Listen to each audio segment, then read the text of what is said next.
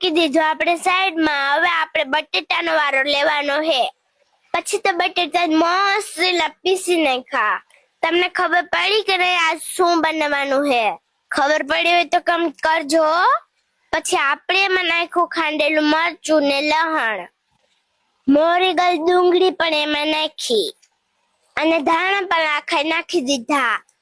પછી તો આપણે આ બધું મસ્ત મિક્સ કરી નાખ્યું. મસ્ત મિક્સ થઈ ગયું પછી આપણે એમાં થોડીક હળદર નાખી, થોડુંક મીઠું નાખી દીધું, થોડીક ખાંડ નાખી, જીરું પણ નાખી દીધું, વાટેલો મસાલો પણ નાખ્યો ને છેલ્લે આપણી ફેવરેટ ચટણી, 1 ચમચી ચટણી નાખી દીધી હતી. હાલો હવે આ બધું સરખાઈ મિક્સ કરી નાખીએ. બધું મસ્ત મિક્સ થઈ ગયું. પછી આપણે ગોતી લીધી ડાબલામાંથી રોટલી નાસ્તો બનશે વાસ્તો. પછી તો રોટલીના વાસમાંથી કાપીને રોટલીનું પકોડું બનાવવાનું હે. હવે કાપેલી રોટલીમાં આપણે મસાલો ભરવાનો હે.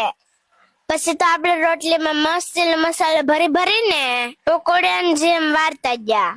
ઘડીકમાં આપણે બધા પકોડા વાર નાખ્યા.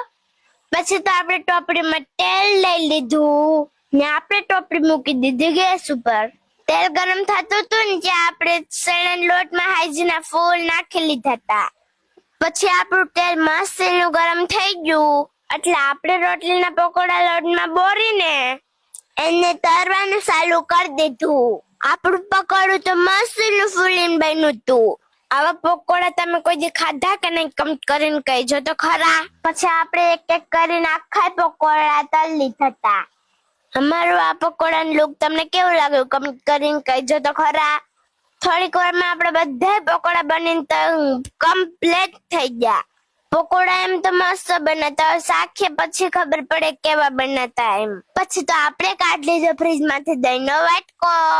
દહીં ભેગા પકોડાનો ટેસ્ટ કરે ને તો એક નંબર લાગતો તો ભાઈ મસ્ત બનાતો. તો હું પકોડા ખાઈ લઉં ત્યાં તમે વિડીયોને લાઈક કરી દો, 2-3 જણાને શેર કરી લેવો અને અમારા અકાઉન્ટને ફોલો કરી દો. Bye bye, tick tick.